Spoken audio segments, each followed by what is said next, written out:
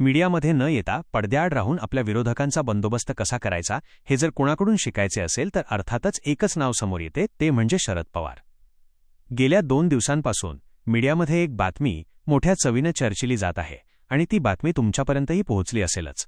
ती बातमी आहे अर्थातच सुनील तटकरे आणि प्रफुल्ल पटेल यांच्या गेमविषयी.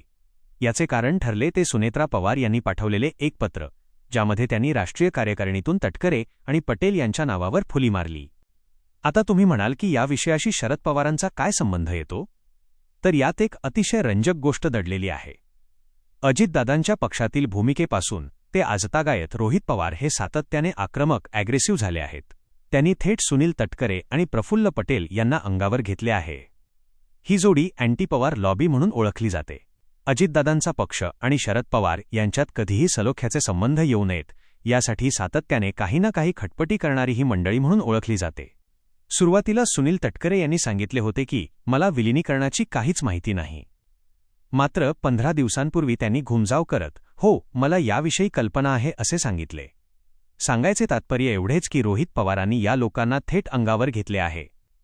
आता तुम्हीच सांगा, रोहित पवारांचे हे वागणे जर शरद पवारांना मान्य नसले असते किंवा आवडले नसते तर शरद पवारांनी केवळ एक इशारा, इंटिमेशन दिला असता तरी रोहित पवार कधीच शांत बसले असते.